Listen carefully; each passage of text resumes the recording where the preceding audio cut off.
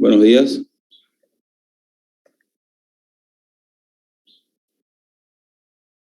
Buen día, doctor. Bueno, disculpen que entré un poquito tarde, pero me mandaron mal el link, me parece.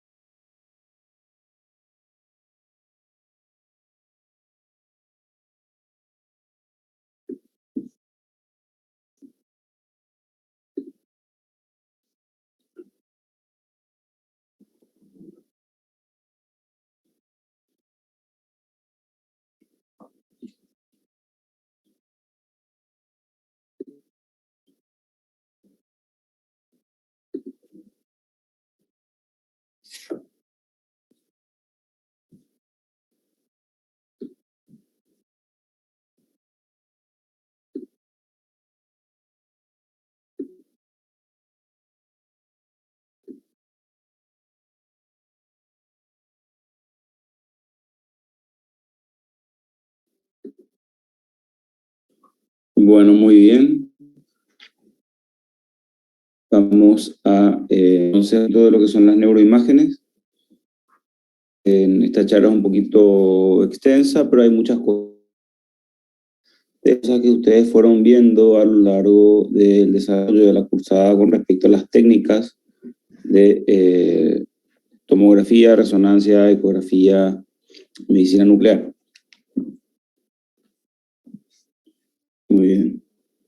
¿Se acuerdan que estas son entonces las 4 técnicas o los 4 diferentes principios físicos que van a ser utilizados para las diferentes técnicas o los distintos estudios que tenemos en el diagnóstico por imágenes? Los rayos X que fueron descubiertos por Röntgen, ¿sí? Bueno, luego en un momento en el año 1896, Thomas Edison quiso estudiar el cerebro con rayos X a pedido de una persona de mucho dinero, y él concluyó que es imposible observar el cerebro con estos radiológicos debido a los obstáculos que nos impone el cráneo, por lo cual la radiografía él la consideró un método no útil para el estudio del cerebro, y bueno, en realidad en ese momento ningún estudio, ¿no? Pero bueno, luego a través de los años fueron descubriéndose algunas técnicas radiológicas que pudieron ayudar de alguna manera a valorar, si bien no directamente el cerebro, sí en forma indirecta. Por ejemplo, en el año 1912, Henshen descubrió que el agrandamiento del conducto auditivo interno se correlacionaba con la presencia de un neurinoma, o la neumoencefalografía, descrita por Walter Dandy. También lo mismo, la presencia de neumoencéfalo visible en los traumatismos en el año 1912 ayudaba a diagnosticar algún tipo de patología de cerebro de forma antes una neumoencefalografía. Podríamos ver, por ejemplo, entonces algún tipo de hidrocefalia de distintos tipos mediante esta técnica. Arthur Schuller en el año 30 también ya empezó a identificar algunas estructuras intracerebrales, sobre todo con el desplazamiento de la glándula pineal, que suele estar calcificada, ¿sí? Y también la valoración con incidencias a través de las mastoides. Bien, ¿cuáles son las metodologías diagnósticas que pueden utilizar rayos X en lo que serían las neuroimágenes? Bueno, la radiología simple, la radiología digital, la angiografía digital y tomografía computada. ¿Para qué nos puede llegar a servir una radiografía simple en las neuroimágenes? Y bueno, para visualizar fracturas, algunos tipos de tumores calcificados, calcificaciones intracerebrales, como le había dicho, por ejemplo, la glándula pineal y sus desplazamientos, cuerpos extraños, para ver lo que es extraño, y también, en este caso, lo llamamos densidades. Bien, para valorar estas técnicas, se precisan realizar múltiples incidencias. Incidencia P, si queremos ver, por ejemplo, un proyectil en el cráneo, tenemos que tener al menos dos incidencias, una P y otra lateral, porque podemos determinar si se encuentra dentro del cráneo o por ahí en el tejido celular. Localización exacta. ¿Se acuerdan entonces de la formación de los rayos X? Esto lo vamos a pasar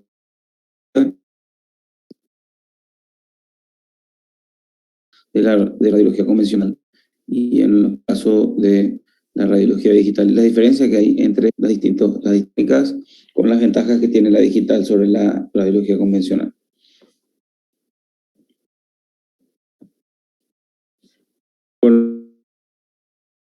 Simplemente los senos paranasales, podemos hacer diagnóstico de sinusitis. Ayuda en el caso de la cefalea, ¿sí?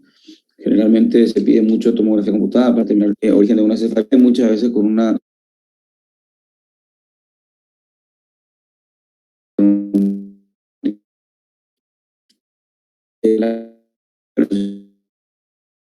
del cráneo, son visibles también en radiografías, esto se hace mucho en pediatría, en diagnóstico de microcefalia, y las fracturas simples, ¿sí? Con o sin hundimiento.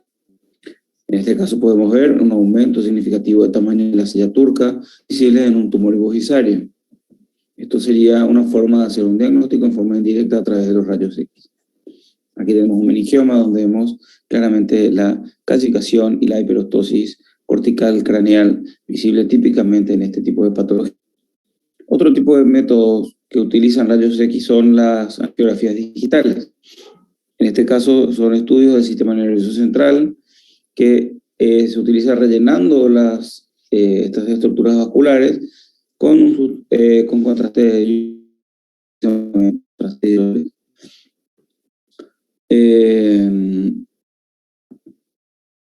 permite ver, bueno, la distribución, la topografía y forma que tienen los vasos sanguíneos, y se utilizaba antes, en un principio, cuando se describió por punción directa de la arteria carótida interna, pero en la carótida primitiva. Eso ya, por supuesto, ya no se utiliza más, ahora utilizamos el cateterismo convencional, que se utiliza a través de la punción de la arteria femoral común o eventualmente a través de la arteria radial. Podemos utilizar digital común y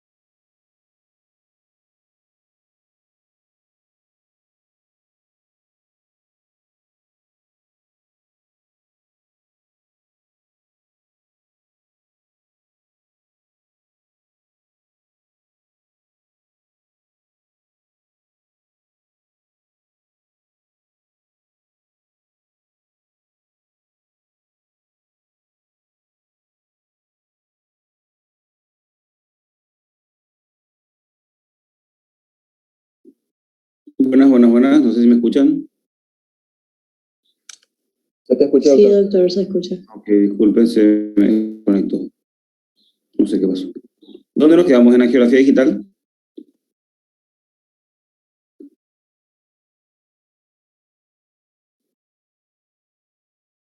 Sí, doctor.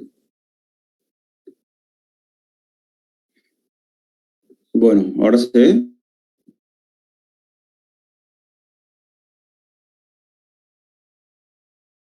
Sí, doctor, se ve. Ok, bueno, vamos. Entonces, la geografía es un método para estudiar los vasos grandes.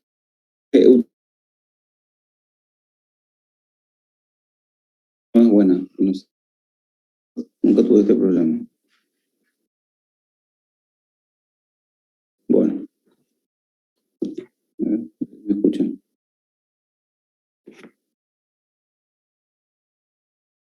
¿Me escuchan? Sí, doctor, se escucha, pero sale entrecortado también. Sí.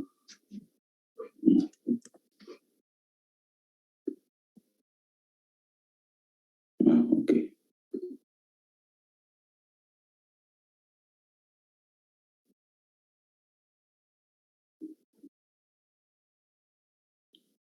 Bien, ahora cambié de conexión. Espero que ahora funcione un poquito mejor porque la otra es otro router. ¿Ahora se escucha un poco mejor o sigue escuchándose entrecortado? Se escucha bien. Ok, muy bien.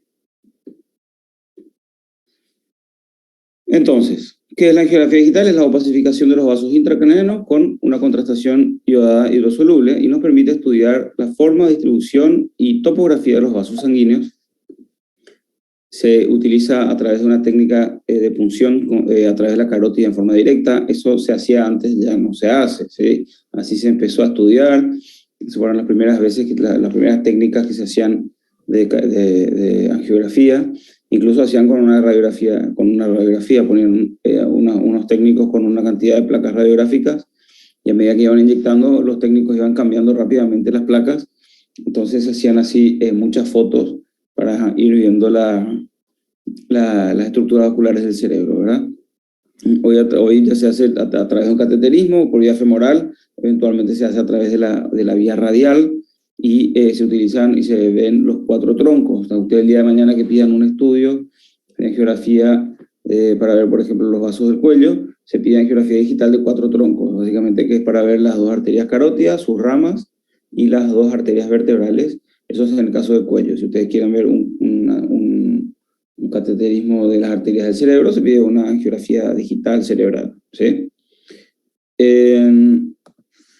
Se utilizan técnicas de sustracción digital en las cuales básicamente lo que hace el equipo es borrar o sustraer en forma digital las estructuras óseas del cráneo que a veces generan una dificultad para ver las estructuras vasculares por superposición. ¿Sí? Ustedes ven, básicamente van a ver el hueso, van a ver la arteria, entonces por ahí de repente resulta un poco difícil, sobre todo por la gran cantidad de espesor de hueso que hay en la base del cráneo, que es donde mayor cantidad de patología vascular suele haber. Entonces, lo que hacen los equipos digitales es básicamente borran el hueso y nos permite ver únicamente las estructuras vasculares, y eso hace que mejore mucho la sensibilidad y especificidad de este método. Cada vez se utiliza por ahí un poco menos en forma diagnóstica a la angiografía digital debido a que han mejorado significativamente los nuevos métodos por imágenes de lo que serían las angioresonancias y la angiotomografía computada, que no son tan invasivas. Acuérdense que para hacer una angiografía digital uno tiene que estar generalmente sedado, con al menos cierto grado de sedación, tiene que haber una punción femoral, un método invasivo, tienen complicaciones por ahí más severas. Entonces, con las técnicas de resonancia y tomografía computada podemos hacer esto en forma mucho más ambulatoria y en un equipo de tomografía o resonancia magnética. Entonces, realmente, con mucho menos complicaciones, por supuesto, entonces se utilizan por ahí más estas técnicas para lo que sería la parte diagnóstica. Y ojo con esto porque el cateterismo puede ser terapéutico, ¿sí? Entonces, cuando nosotros necesitamos hacer un tratamiento, obviamente ahí ya no podemos reemplazar al cateterismo con otro método, ¿sí? Bien. ¿En qué caso vamos a estar indicando este tipo de estudios? Bueno, tener malformaciones vasculares, aneurismas, fístulas, ciertos tumores que pueden estar muy vascularizados y, por supuesto, en el tratamiento a través del intervencionismo. Se puede utilizar para hacer embolización de tumores, de estructuras de ovillos vasculares, de fístulas durales, aneurismas. Se puede utilizar para hacer trombectomía mecánica. Se utiliza cada vez más en el ACV isquémico agudo. Lo que hacen es entran con un cocodrilito que le llaman ellos, un resorte, llegan al trombo que tapó una de las arterias y lo pueden extraer. Esto siempre y cuando se lo haga dentro de las primeras 6 horas. Se está estudiando para alargar estos tiempos, incluso hasta 12 horas.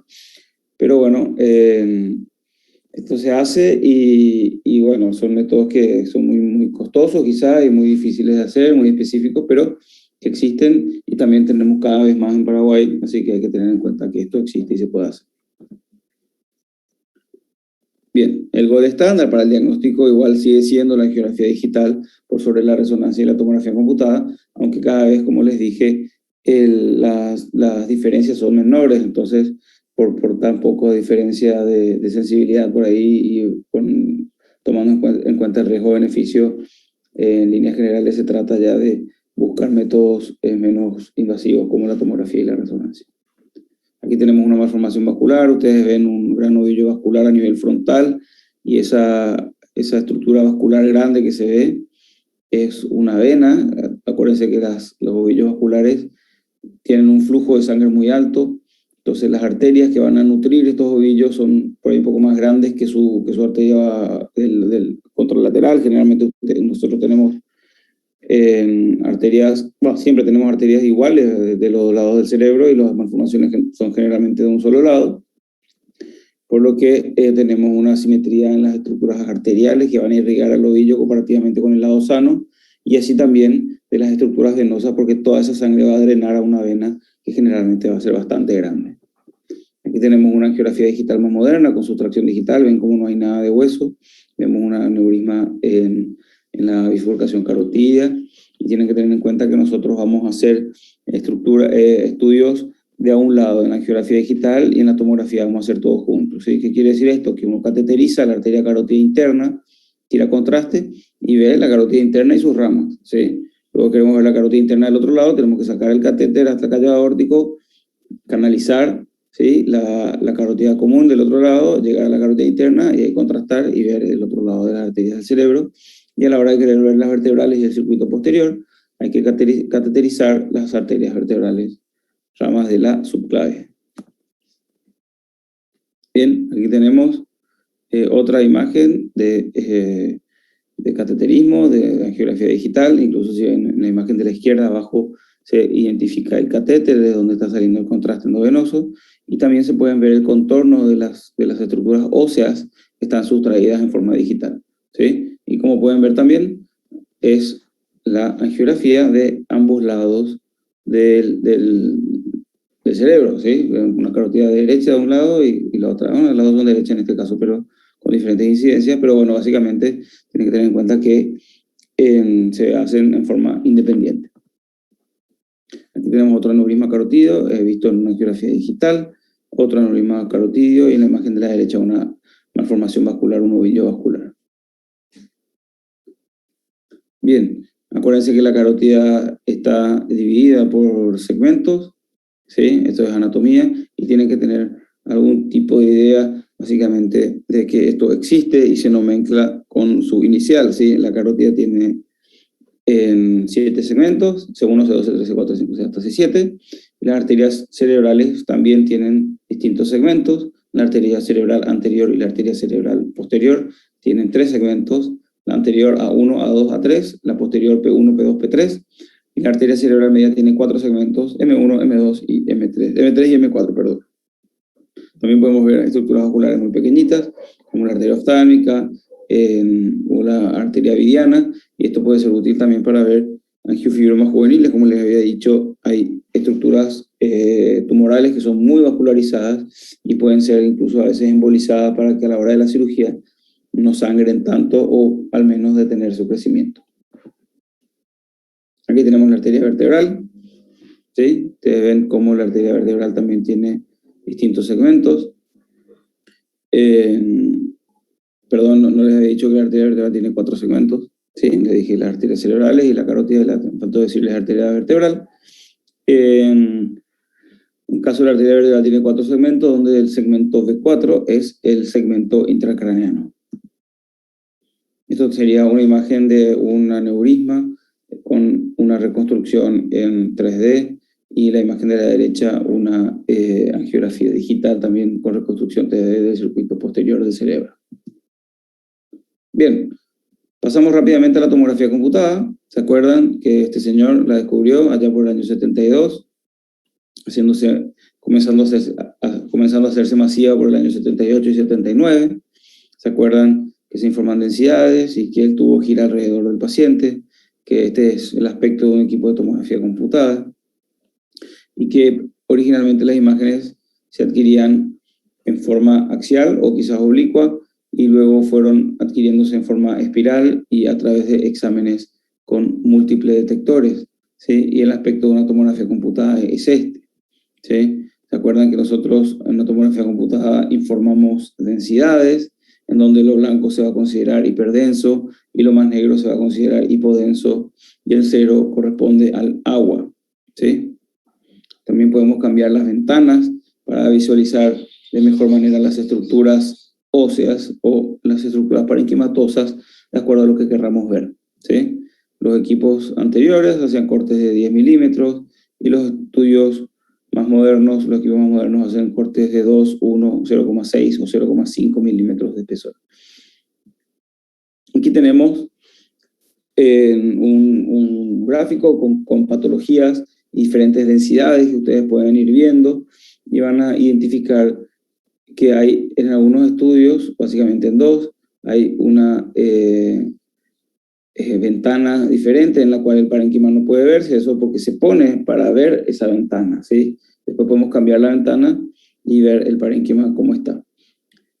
Son 8 imágenes con distintas patologías, ¿sí? En la imagen de arriba a la izquierda tenemos, si pueden ver, que hay unas estructuras marcadamente hipodensas que son correspondientes a los ventrículos cerebrales. En la parte posterior, en la región posterior, ustedes pueden ver que está marcadamente dilatado el cuarto ventrículo y también los ventrículos laterales y el tercer ventrículo. En este caso estamos hablando de una hidrocefalia.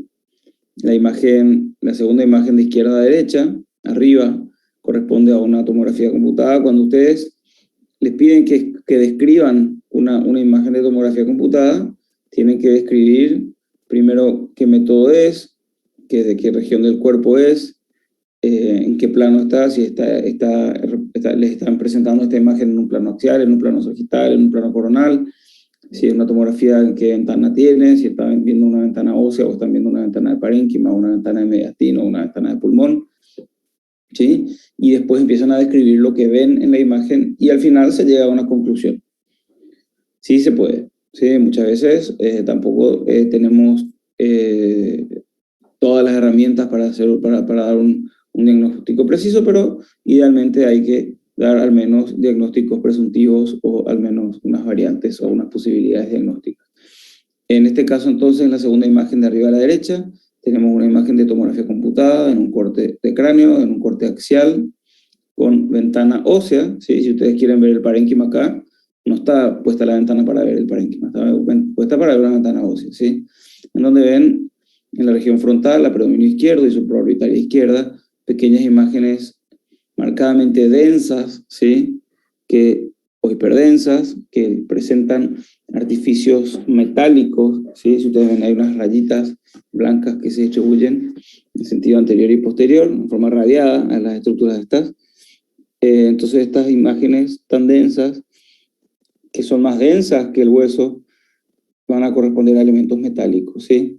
Estos elementos metálicos, cuando ven de esta manera, son característicos de ser proyectiles, ¿sí? Y si ven con un poquito más de detalle, en el tejido celular subcutáneo van a ver que está bastante engrosado con respecto al lado derecho, ¿sí? La imagen de arriba a la derecha, ustedes ven también unas imágenes muy densas, ¿sí? Es una imagen de tomografía computada, en corte axial, con una ventana parenquimatosa, y ven unas imágenes muy densas a nivel frontal bilateral, a nivel temporal bilateral y sobre todo a nivel de los ganglios de la base en forma simétrica, ¿sí? Las imágenes densas corresponden a calcificaciones, ¿sí? Estas calcificaciones son características de una patología que se llama síndrome de FAR, F-A-H-R. Bien, en la imagen de abajo a la derecha, perdón, abajo a la izquierda, tenemos otra imagen de tomografía computada de cráneo con ventana parenquimatosa donde ven un área focal, hipodensa, de ubicación cortical y afectando la cortico-subcortical, afectando la sustancia blanca profunda, ¿sí? Con base amplia cortical. Si ustedes pueden ver, es más grande en la corteza que en la parte profunda, ¿sí? Tiene un aspecto levemente triangular, ¿sí? Y si miran con detalle, van a ver también que las astas posteriores de los ventrículos cerebrales son asimétricas. Del lado derecho están más grandes. ¿Eso qué quiere decir? Que hubo un infarto cerebral o un ACV isquémico, que fue crónico, que la imagen se puso negra, se hizo una especie de, ya tiene una densidad de líquido cefalorraquídeo, y se retrajo un poco, se achicó, y al achicarse retrayó al ventrículo lateral. En la imagen, la segunda imagen de izquierda a derecha, de abajo, tenemos una imagen temporal posterior y occipital de ubicación córtico-subcortical marcadamente hipodensa con un fino halo hipodenso. Esto corresponde a un hematoma parenquimatoso, ¿sí? Y después tenemos dos imágenes que ustedes quizás ya saben que son las dos imágenes de abajo a la derecha, una con forma de semiluna y otra con forma de lente biconvexo, ¿sí? La imagen con forma de lente biconvexo, que es la segunda imagen de derecha a izquierda, es marcadamente densa, tiene una ventana de parénquima en donde por la ventana nada más es difícil de diferenciar de la cortical, de esta estructura en forma de uso que ven ahí. En este caso esto corresponde a un hematoma epidural, ¿sí? En donde básicamente el hematoma no crece porque está anclado en las suturas del cráneo, ¿sí? Por eso el hematoma no sigue creciendo en sentido anterior y posterior. Sin embargo, en la imagen que queda más a la izquierda, ustedes ven que tiene una colección extraxial, ¿sí? Izquierda, ¿sí? Que va del frontal al temporal posterior. Eso no es occipital porque el corte es muy alto, ¿sí? El occipital está más abajo. Al temporal posterior, al parietal posterior, perdón. La imagen ya no es tan densa, ¿sí? Esto corresponde a un hematoma subdural, en donde sí pueden ver que se extiende el hematoma subdural en sentido anterior hasta la hoz cerebral, ¿sí? Aquí tenemos, debido al tamaño, mucho mayor efecto de masa con desviación de la línea media, incluso tenemos colapso de los surcos y un catéter de derivación ventricular puesto ahí. ¿Ok? Entonces, bueno, cuando van a ver una tomografía computada, ustedes pueden ver básicamente que van a informar densidades y en líneas generales tenemos una amplia gama de patologías que pueden ayudar. Y la gran ventaja que tiene la tomografía computada para ustedes en la práctica diaria, en la práctica clínica, es que tiene mucha disponibilidad. ¿Qué quiere decir eso? Que en líneas generales van a acceder relativamente fácil a un tomógrafo, ¿sí? Ya no es como antes, hace unos años era muy difícil porque había muy pocos tomógrafos en Paraguay. Hoy por hoy hay muchos tomógrafos dando vueltas, entonces es relativamente fácil conseguir que alguien le haga una tomografía en forma rápida, ¿sí? En los sanatorios o en los hospitales, en líneas generales, hay un tomógrafo, por lo cual para las urgencias se ha convertido en un método, un brazo importantísimo para la atención médica neurológica e incluso quirúrgica, ¿verdad? Porque se dispone muy fácil y muy rápido de este método. No es lo mismo con la resonancia magnética y no es lo mismo quizás si están en un lugar, en una sala, en un consultorio muy chiquito o muy periférico, pero en líneas generales, en todos los departamentos de Paraguay hay tomografía computada, entonces se puede acceder a un estudio de tomografía computada con relativa facilidad. Aparte de eso, son estudios muy rápidos, ¿sí? Terminan de hacerse muy rápido y con eso tenemos una gran ventaja con respecto a la tomografía computada que proyectará tiempo y los pacientes en este tipo de situaciones, porque muchas veces no colaboran. Con respecto al contraste endovenoso, bueno, se inyecta contraste hidrosoluble de 1 a 1,5 centímetros cúbicos por kilogramo de peso por vía endovenosa. Y para el estudio de la angiotomografía se inyecta en forma de bolo, en forma rápida, a través de una bomba infusora. ¿Qué se va a teñir? Bueno, las arterias y venas, los plexos coroideos y las meninges. Y por supuesto, muchos tipos de patologías cerebrales que tienen una ruptura de la barrera hematoencefálica. El contraste no pasa a la barrera hematoencefálica, por lo cual, si el contraste realza algo, algún tumor, es porque esa barrera hematoencefálica está rota, ¿sí? Hay tumores cerebrales que no realzan con contraste. Y eso que no realzan con contraste no quiere decir que no sea un tumor cerebral, sino que simplemente no realza, ¿sí? Ni siquiera muchas veces habla de la malignidad.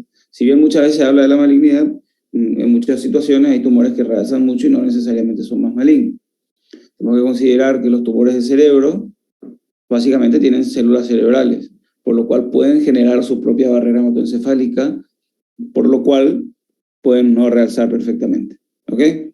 Ahora, generalmente las metástasis, que son tumores no cerebrales, no van a tener barrera hematoencefálica, por lo cual generalmente las metástasis sí realzan. ¿Ok? Bien, aquí tenemos el aspecto de la tomografía computada con y sin contraste endovenoso.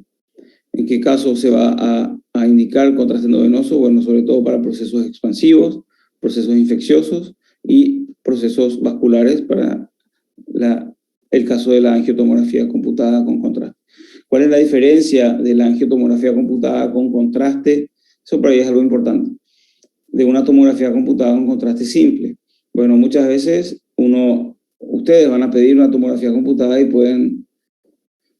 el paciente puede ir a cualquier lugar a hacerse una tomografía computada, por lo cual una tomografía computada normal con contraste puede tener cortes de 5 milímetros perfectamente, y una angiotomografía computada tiene que tener cortes mucho más finos, ¿sí? De 1 milímetro o de 0,5 milímetros, idealmente de 1 milímetro o menos. Entonces hay equipos que no tienen la capacidad de hacer cortes tan finos, por lo cual hay lugares donde no van a poder hacerse ya directamente angiotomografía computada. ¿Ok? Por otro lado, para hacer una angiotomografía computada se necesita una bomba de infusión que inyecte el contraste de una manera muy rápida, ¿sí? Hay lugares que no poseen estas bombas de infusión, por lo cual tienen que inyectar el contraste a mano y la calidad de la imagen baja bastante. Entonces ahí tenemos otro inconveniente en el que no es tan fácil hacer una angiotomografía computada en cualquier lugar, ¿sí? Ya no hay tanta accesibilidad a una angiotac como a una TAC, ¿ok? Pero después no es mucho más que eso. Y después tiene un sistema de software que, bueno, quizás tampoco se accede en todas partes, en donde uno reconstruye las imágenes y trabaja sobre esas imágenes y genera imágenes en las que podamos estudiar bien las estructuras vasculares. Aquí tenemos un paciente con una recidiva de un neurinoma del acústico, en donde en el estudio sin contraste no se ve gran cosa, y al inyectar el contraste se identifica claramente esa masa expansiva en ese lugar, ¿sí? Pueden ver la craniotomía occipital también ahí. Aquí vemos una patología infecciosa con un refuerzo anular con contraste. Con respecto a la técnica de angiotac que les había hablado previamente, las imágenes pueden obtenerse de esta manera, en donde vemos también, como pueden ver, una imagen que parece una tomografía computada normal. En este caso, al ser un solo corte, no se puede diferenciar si es una angiotac o una TAC normal, ¿sí? Porque en este caso sí está bien teñida el aneurisma frontal y derecho. Está tan blanco que sí, evidentemente se hizo con técnica con una bomba de infusión, ¿verdad? Aquí tenemos una malformación vascular. A veces las malformaciones vasculares en la serie sin contraste pueden interpretarse como hemorragia subaracnoidea, y hay que tener mucho cuidado con eso.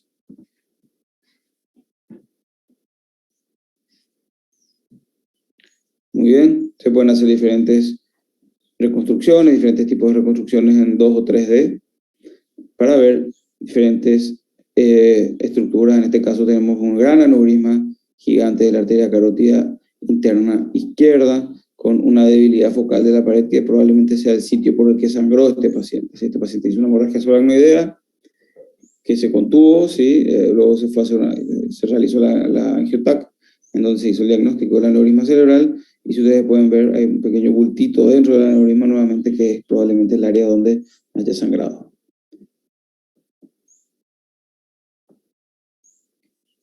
Bien, ¿qué ventajas tiene entonces la tomografía computada? Bueno, tiene una muy alta definición espacial y contrastal, es muy rápida, es muy disponible en las urgencias. Podemos realizar angiografías en 3 dimensiones, se puede reproducir. ¿Qué quiere decir esto? Que podemos hacer una tomografía computada hoy con una hemorragia subacnoidea, podemos controlarla mañana, podemos ver a los 4 días una angiotac para ver si tiene vasospasmo y de paso comparar cómo está la hemorragia subacnoidea. Entonces, es muy reproducible, incluso con distintos equipos, ¿sí? Siempre y cuando el espesor del corte no sea tan distinto. En líneas generales, a través del tiempo podemos comparar diferentes tomografías de diferentes lugares, y eso es muy bueno. Y por otro lado, el costo, que ha bajado considerablemente con el correr de los años, debido a que hoy por hoy son equipos que están mucho más disponibles, y se han bajado también de precio los equipos, ¿no? Entonces, eso ayudó a que el costo de los estudios también haya bajado significativamente. Bien, ¿qué desventajas tiene? Bueno, en el caso de las radiaciones, acuérdense que son radiaciones ionizantes, en el que la infancia y el embarazo es un gran limitante, ¿sí? A veces, así como una gran ventaja de la disponibilidad, también es una gran desventaja. Si bien hay mucho más equipos de tomografía computada, sigue habiendo un déficit en Paraguay, por lo cual no hay acceso absolutamente en todos los lugares donde necesitaríamos o donde nos gustaría que haya equipos de tomografía computada, y sobre todo los estudios de angiotomografía, que realmente se limita aún más. Eso realmente ya hay mucho menos lugares donde se realizan la angiotomografía, ¿verdad? Hay patologías que tienen ciertas limitaciones para el diagnóstico en tomografía computada, como por ejemplo lo que son las lesiones desminimizantes, la esclerosis múltiple. No está indicada hacer el diagnóstico ni el seguimiento con tomografía computada, ¿sí? Entonces, lo importante es que pongan en una balanza a la hora de indicar una tomografía computada qué ventajas o qué le van a estar dando al paciente, o qué es lo que precisa ese paciente más que el diagnóstico en sí en ese momento, ¿sí? Si ustedes están buscando una respuesta quizá un poco más rápida, probablemente lo que necesitan es pedir una tomografía computada. Si ustedes quieren estadificar, esto lo vamos a ver un poquito más adelante, estadificar o ver con mucho detalle las características de ciertas lesiones o valorar ciertas lesiones muy pequeñitas, por ahí les va a convenir pedir una resonancia magnética. Y tienen que tener en cuenta también lo que son las reacciones adversas en los medios de contraste, que no son menores, dado que pueden ocurrir con una frecuencia quizás no tan alta, cada vez menor, pero existen y hay que tener en cuenta que puede pasar. ¿Qué indicaciones vamos a tener? Bueno, malformaciones congénitas, cambios en las estructuras óseas, patologías vasculares, sobre todo tomografía multislice, el ACV, ¿sí? Isquémico y hemorrágico, o determinar, en el caso de que un ACV isquémico muy reciente, en muchos lugares de protocolo lo que se hace es una tomografía computada simple. Si no hay sangrado, directamente le hacen fibrinolítico. Hay un código, acá en Paraguay hay un código ictus, en el que muchos sanatorios están conectados, sanatorios y hospitales del Paraguay están conectados. Entonces, se activa ese código ictus, y si el paciente está en ventana terapéutica, se comunican entre ellos, son un grupo de neurólogos y van derivando al paciente de acuerdo a donde haya disponibilidad de neurólogo y de fibrinolíticos, porque los fibrinolíticos son caros, y realmente se está actuando bastante bien y se ha mejorado bastante con respecto al código ictus. Falta que mejoremos un poquito más, en el que podamos tener siempre médicos de guardia que puedan hacer trombectomía mecánica, ¿sí? Y con eso yo creo que vamos a estar muy bien posicionados en Paraguay con respecto al tratamiento, ¿sí? Por supuesto que aún hay técnicas de resonancia magnética que no se pueden hacer en todos lados, pero de alguna manera en un porcentaje muy alto ya puede estar cubierto con tomografía computada. Bueno, entonces, ¿se acuerdan los diferentes métodos? Recién terminamos con la radiología, pero los otros métodos van a ser un poquito más cortos. Bien, ¿se acuerdan de la ecografía? Sí, este señor lo inventó a través del radar. Es un método que va a utilizar la propagación de los sonidos para valorar imágenes o para producir imágenes. Ustedes esto ya lo vieron, pero me preguntarán ustedes por ahí, dice, bueno, ¿en qué caso vamos a utilizar ecografía en neuroimágenes? ¿Sí? Bueno, se puede utilizar la ecografía en las imágenes, en las neuroimágenes. Quizás tiene método, tiene es un poco más limitado, pero se utiliza con relativa frecuencia para hacer ecografía de encéfalo en los recién nacidos. ¿Por qué? Porque la otra manera de estudiar el cerebro sería con una tomografía computada. Tendríamos que estar irradiando a un recién nacido y por otro lado no se quedan quietos. Entonces deberíamos sedarlos. La otra manera sería una resonancia magnética en la que sí o sí ya habría que sedarlos.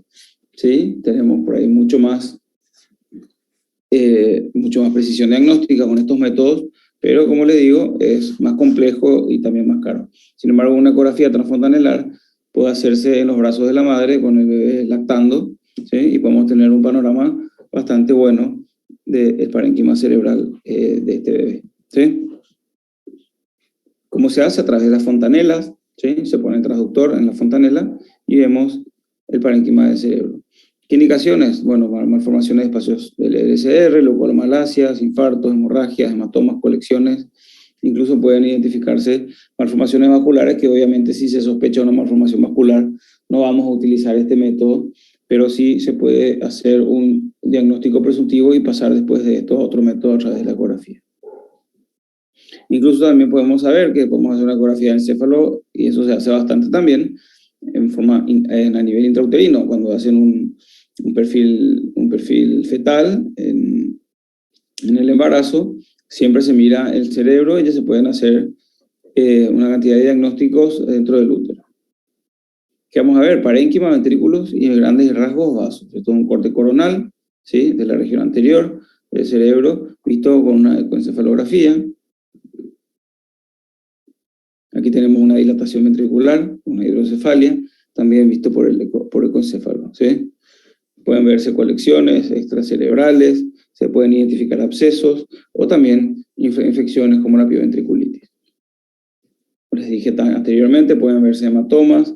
En el caso de la imagen del medio se ve una colección que está encerrada en un círculo, una colección interhemisférica, o ver prominencia de surcos en pacientes pediátricos también. Aquí tenemos otra ecografía ya vista con cortes sagitales, donde se puede identificar perfectamente el cuerpo calloso en la imagen de arriba a la izquierda. Con diagnóstico intrauterino, ¿sí? Puede verse, por ejemplo, un meningocele, puede identificarse este tipo de patologías, con la cual uno ya puede estar previendo este tipo de patologías para el momento del nacimiento y eventualmente programar la cirugía precoz y programar también una cesárea para no pasar por el canal del parto con este tipo de patología. Paciente con holoprosencefalia, ¿sí? En el que se confirma con resonancia magnética. Y también puede utilizarse la ecografía en pacientes adultos, ¿sí?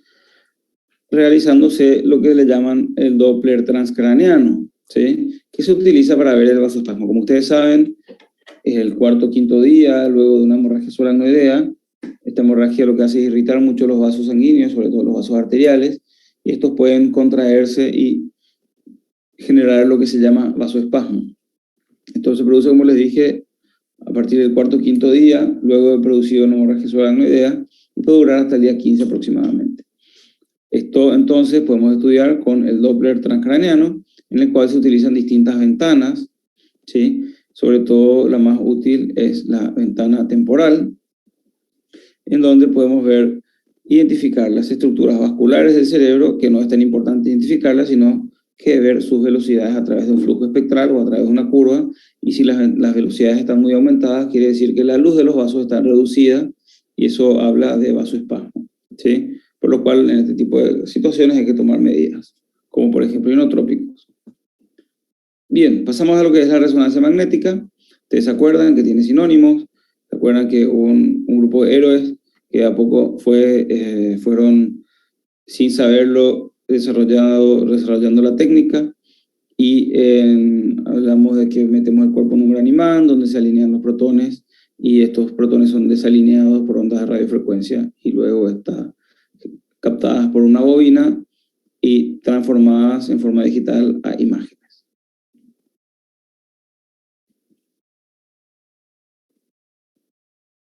Muy bien. ¿Se acuerdan también que tenemos equipos de resonancia magnética de campo abierto y de campo cerrado? Y las de campo abierto tienen un campo magnético mucho más bajo que las de campo cerrado, por lo cual la calidad de la imagen también es inferior con respecto a los de alto campo. ¿Se acuerdan que tenemos secuencias? Les había dicho, hay secuencias que se llaman secuencias T1, como esta, en el cual el líquido cefalorraquídeo es negro, la sustancia blanca es blanca y la sustancia gris es negra. Secuencia T2, en el que el líquido cefalorraquídeo es blanco, la sustancia blanca es negra y la sustancia gris es blanca. Aquí tenemos la comparación de vuelta de las dos secuencias del mismo paciente en T1 y T2 de izquierda a derecha.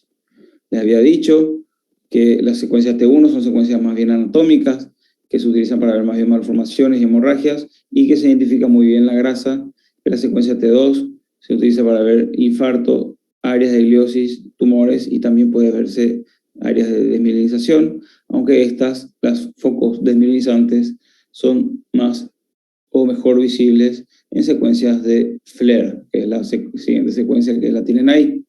¿Sí? Es una secuencia, como dice ahí, muy sensible al edema y puede verse o muy útil para la valoración de las enfermedades desmielinizantes, a excepción del tronco, donde sí volvemos a utilizar la secuencia T2. La difusión es una secuencia poco anatómica, la vamos a ver un poquito más adelante, que es útil para valorar isquemias y alta celularidad de los tumores, y secuencias de eco de gradiente, que es muy útil en las hemorragias. Esto yo les había dado en la clase anterior, en donde se ve cómo se comportan cada una de las sustancias del cerebro en las distintas secuencias.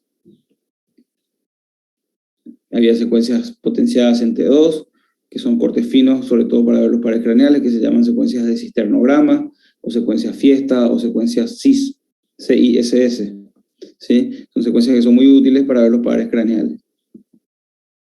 La secuencia de gradiente, como habíamos dicho, muy útil para ver patologías vasculares, en el caso de microsangrados, o también útil para la valoración de lo que se llama o se conoce como lesión axonal difusa, ¿sí? En la que se ven estos petequeados intensos, que no son visibles en otras secuencias, y hablan de daño axonal. De un paciente joven con accidente de tránsito. Habíamos hablado también de lo que serían las secuencias de saturación grasa, que son secuencias que son útiles para ver si una estructura o una patología o una lesión que ustedes están viendo tiene o no tiene grasa, y en este caso lo que hace es borrar la grasa, y si no borran, no es grasa, y si borra es grasa. Básicamente, por ejemplo, un lipoma, como yo les había dicho. Muchas veces, como ustedes vieron, la sangre, ahora vamos a ver también más adelante, se comporta en forma blanca, o sea, hiperintensa en el T1. Y la grasa también. Entonces a veces es como un poco difícil diferenciar entre grasa y sangre. Entonces hacemos secuencias con FATSAT en la cual la grasa se vuelve negra y la sangre no. Entonces con esa técnica podemos diferenciar perfectamente entre la grasa y la sangre. Y por supuesto, cuando tenemos, como yo les había dicho, las secuencias T1 son las secuencias que se utilizan para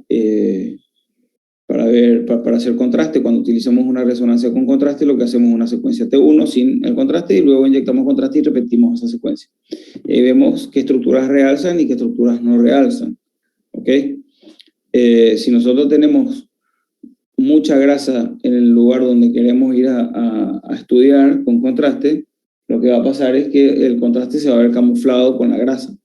Entonces lo que tenemos que hacer es hacer un T1, pero con saturación grasa, y ahí le administramos el contraste. O sea, hacemos un T1 sin contraste, sin grasa, y después un T1 con contraste y sin grasa.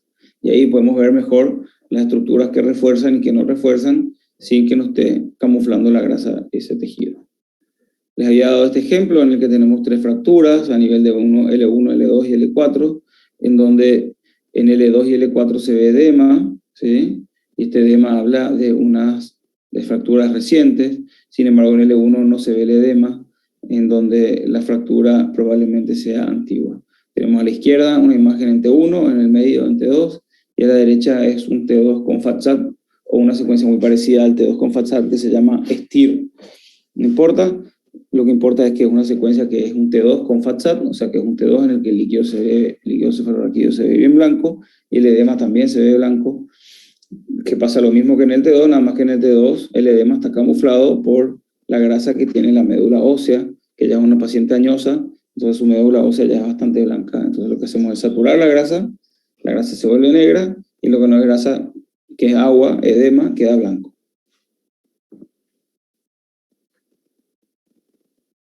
En la secuencia FLAIR que les había dicho, estoy repitiendo todo, cosas que vimos en la clase de resonancia magnética, por eso voy un poco más rápido.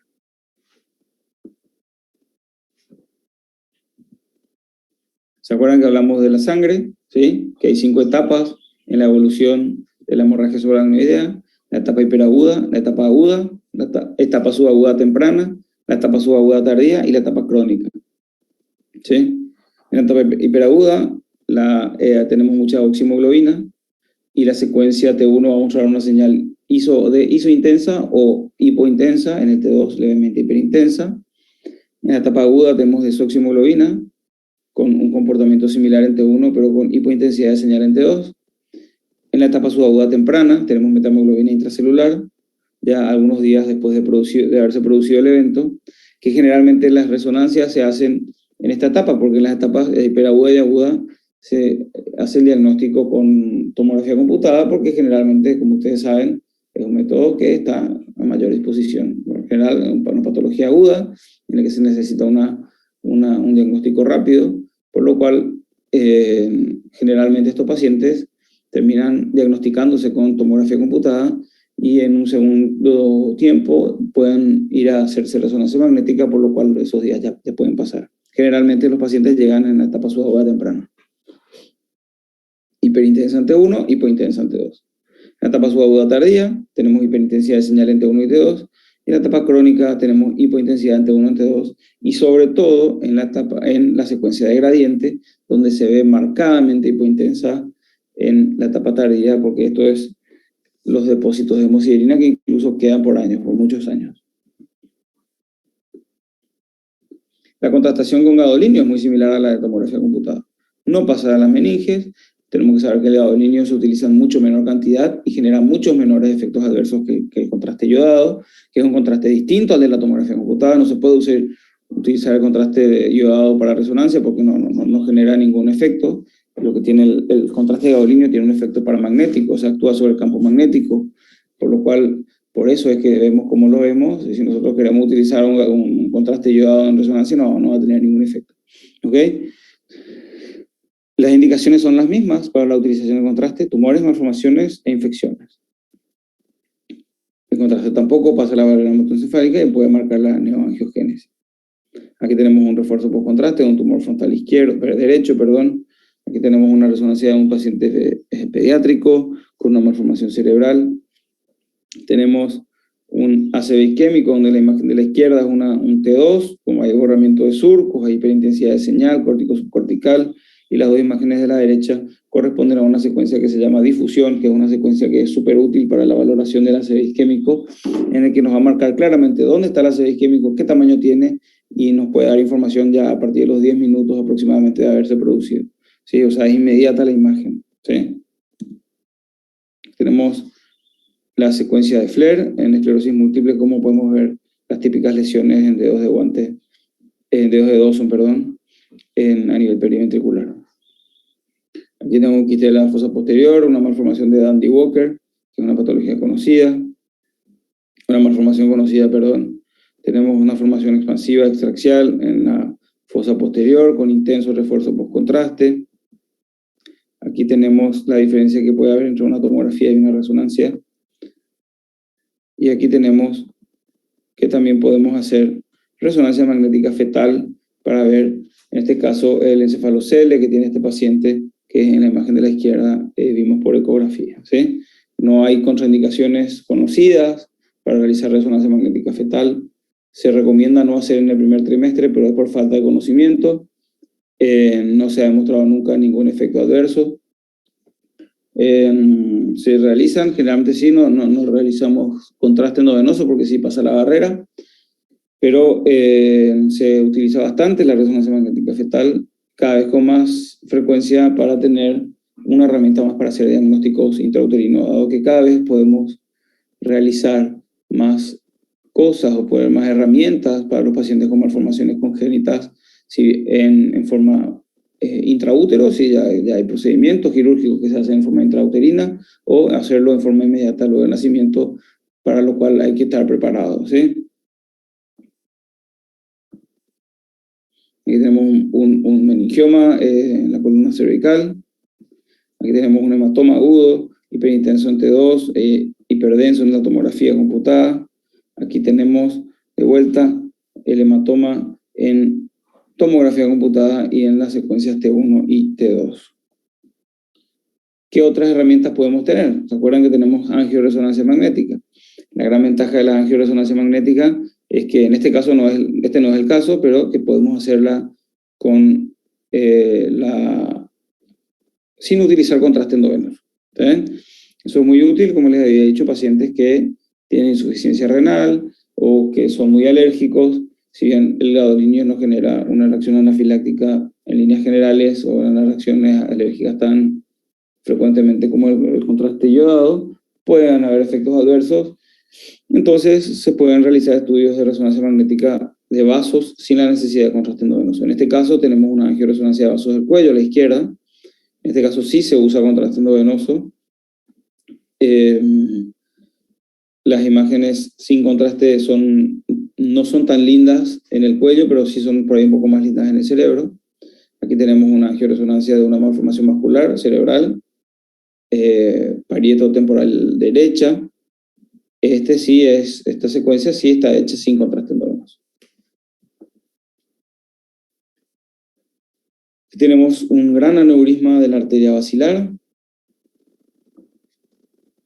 Aquí tenemos una obstrucción severa de la arteria cerebral media del lado izquierdo. Como pueden ver, hay mucho menos, es mucho menos hipointensa. En este caso está invertida la imagen nomás.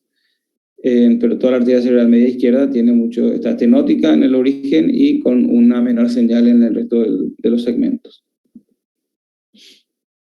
Bien, y luego hay técnicas especiales en resonancia magnética, como una de ellas la difusión, que básicamente habla de la difusión de las moléculas de agua en el espacio intercelular.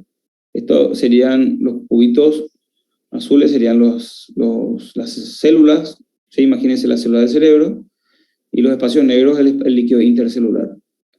Las moléculas de agua difunden libremente en este espacio intercelular, y cuando se produce una isquemia, lo que termina pasando es que falla la bomba de sodio potasio ATPasa, el agua entra dentro de la célula se abalona y se pierde el espacio intercelular, por lo cual las moléculas de agua que están libres en el espacio intercelular ya no pueden difundir tan libremente.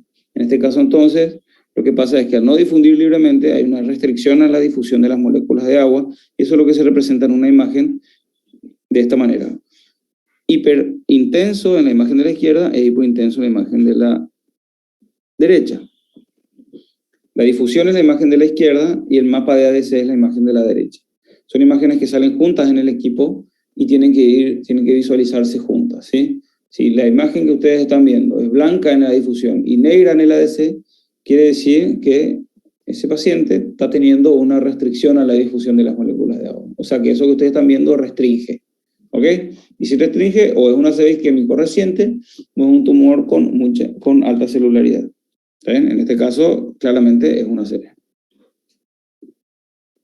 Incluso podemos ver imágenes muy pequeñitas con restricción en la difusión, ¿sí?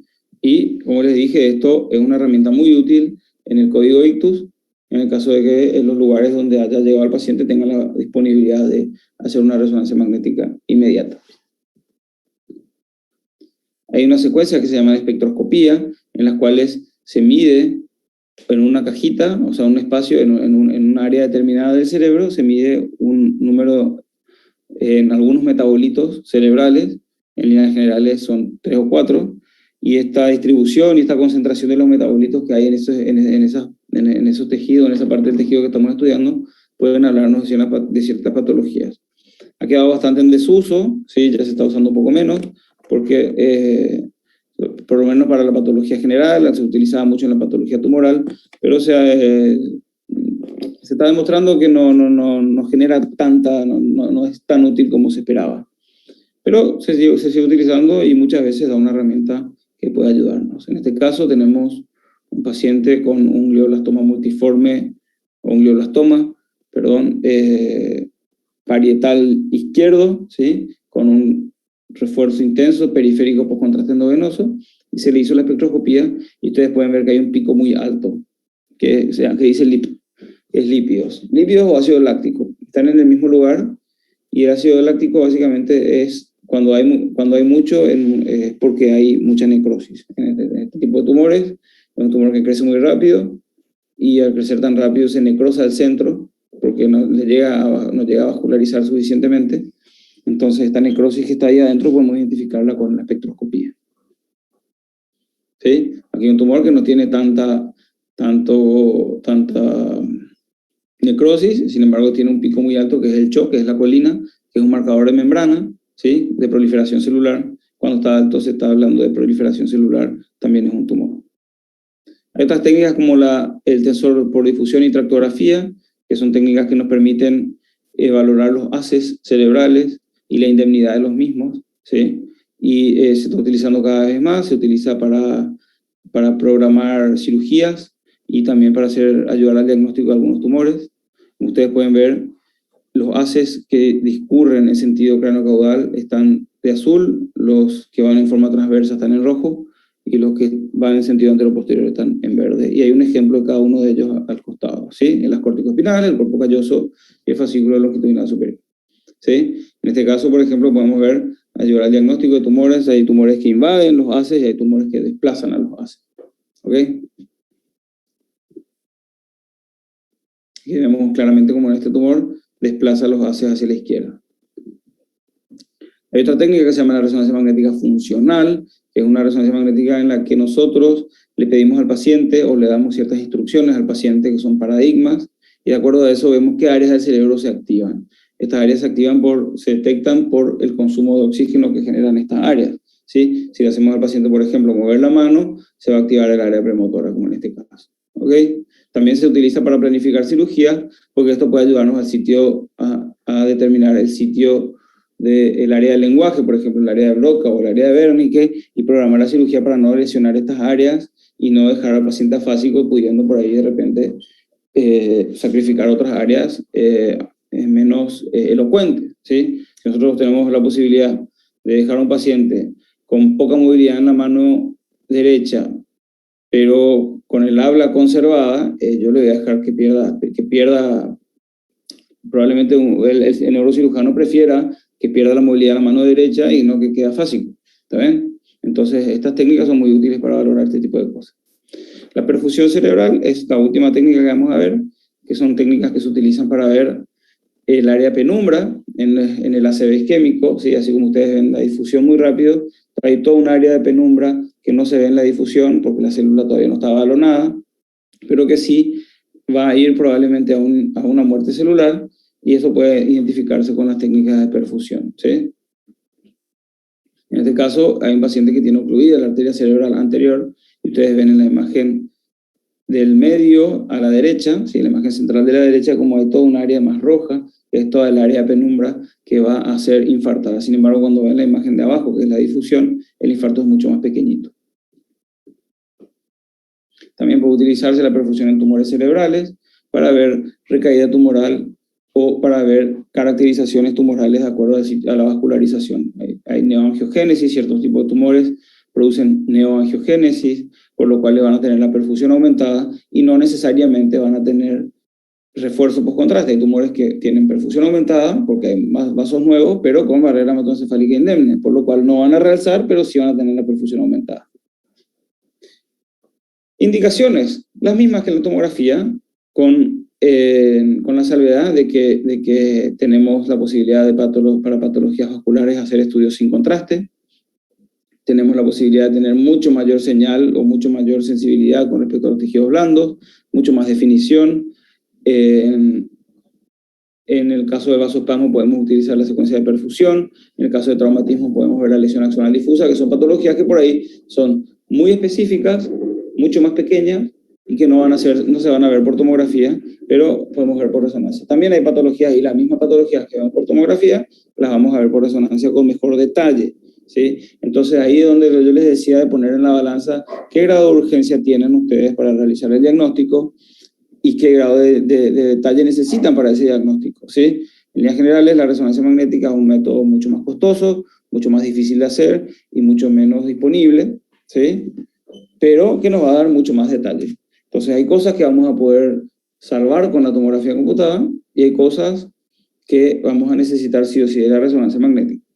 Con respecto a los traumatismos, hay que tener en cuenta que por ahí la parte de los traumatismos y las fracturas óseas no van a ser bien identificadas con la resonancia magnética y la tomografía computada nos puede ayudar más, pero volvemos, por ejemplo, a lesiones tan pequeñitas como la lesión axonal difusa, en la que la tomografía computada no nos da información y sí la resonancia magnética.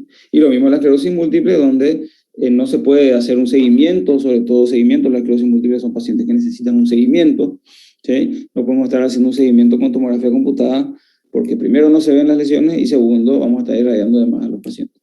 Entonces cuando tenemos de repente también pacientes en los que hay que hacer un seguimiento o hacerle muchos estudios a lo largo de su vida o a lo largo de la evolución de la enfermedad, hay que tener en cuenta que las radiaciones ionizantes pueden ser importantes para este tipo de pacientes.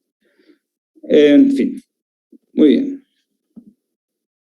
Con respecto a la medicina nuclear, ustedes ya vieron cuáles son los fundamentos, ¿sí? En este caso, el que emite la radiación es el paciente que tiene la sustancia radioactiva dentro del cuerpo que le fue inyectada o le fue administrada anteriormente, ¿sí? Y esto va a ser captado por un equipo y va a traducirse en imágenes. ¿Qué indicaciones para hacer de medicina nuclear para lo que serían las neuroimágenes? Bueno, se puede utilizar para parálisis cerebral, áreas hipometabólicas en niños afásicos, origen de los focos convulsivos, en trastornos obsesivos compulsivos, en daño cerebral postraumático, y también se puede utilizar para certificar muerte cerebral, aunque es un método muy complejo para este tipo de diagnósticos. Una gamografía normal. Aquí tenemos un paciente en el que tenemos una tomografía computada con una pequeña lesión frontal bilateral postraumática con pequeños hematomas. Sin embargo, tiene edema periférico y vemos que en la medicina nuclear o en la gamografía tenemos un área de hipoperfusión bastante grande.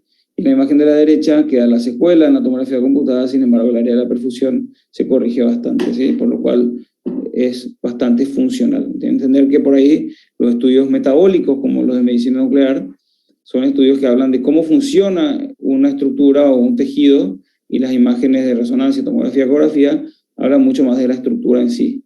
¿Ok? Este es un SPECT cerebral. Aquí tenemos la patología de Alzheimer, como hay una marcada hipocaptación temporal, paritotemporal. ¿Sí? Acá tenemos una ACV.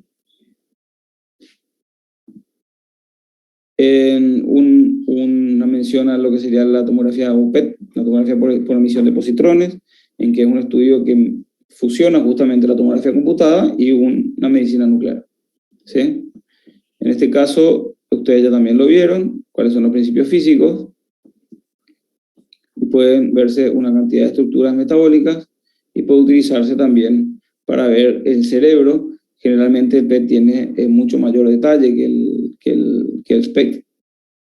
En los otros estudios de medicina nuclear puede verse para patología cerebral oncológica, para ver patología secuelar, buscar áreas de recidiva, como este es el caso, ¿sí? Donde hay una recidiva tumoral.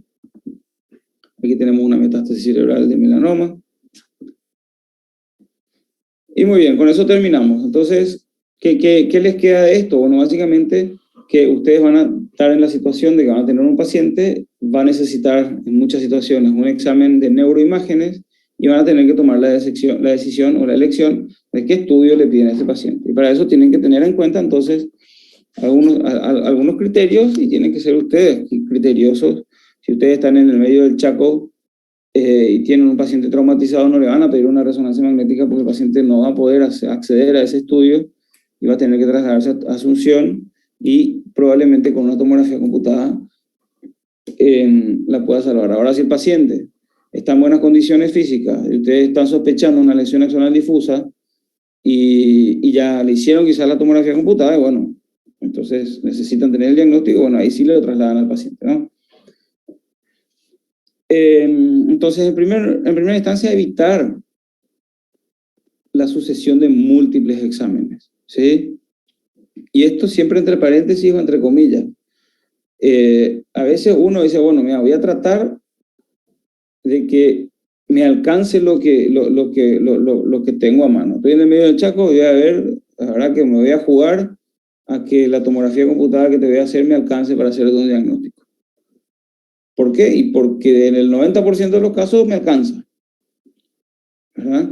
Entonces, no te voy a hacer pagar un estudio muy caro y hacer un traslado importante, incluso a veces en ambulancia, sí, probablemente yo pueda hacer el diagnóstico, ¿verdad? Ahora, si ustedes están convencidos de que, o no están muy convencidos de que se puede hacer el diagnóstico por tomografía computada, y por ahí directamente tienen que ir a pedir la resonancia magnética, ¿sí? No siempre el estudio más caro es el más eficiente. Lo mismo, estamos hablando de eficiencia, ¿verdad? Si ustedes están en el medio del Chaco, no, necesitan hacer un diagnóstico rápido de una ACV, y si bien la difusión es mucho mejor que la tomografía computada, no tiene sentido trasladar al paciente a Asunción para hacer una tomografía computada, una resonancia. Entonces, tienen a mano un tomógrafo. Es muy importante la orientación con el imagenólogo, con el radiólogo, el médico radiólogo. Te tienen que darle la información al radiólogo de lo que están sospechando, los datos clínicos del paciente, y el médico radiólogo también tiene que, ustedes, de acuerdo a la información que le están dando a ustedes y las imágenes, dar una aproximación diagnóstica. A nosotros nos pasa muy seguido que los médicos no quieren darnos información de los pacientes, porque dicen, no, yo quiero que vos me digas qué te parece a vos sin que yo te diga nada. Y así no funciona la medicina, ¿verdad? Como que yo te diga, quiero que me digas si el paciente tiene tuberculosis sin un laboratorio y sin una placa de tórax. Y decir, no te voy a decir si tiene tuberculosis con la placa de tórax, no como no mirándole los ojos, ¿verdad?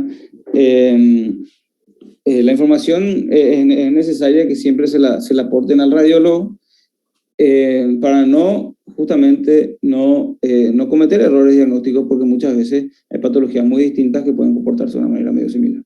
Entonces, la orientación diagnóstica tiene que ir con los datos clínicos, y así ustedes van a tener una mejor evolución, una mejor respuesta por parte del médico radiólogo. Y en general, tratar de indicar el método definitivo, ¿sí? ¿No? Si sospechan lesión axonal difusa, y no le pidan una tomografía computada. Si ustedes sospechan una esclerosis múltiple, no le pidan una tomografía computada, ¿sí? Si ustedes sospechan un ACV hemorrágico, directo la tomografía computada, para que dar tanta vuelta, ¿ok?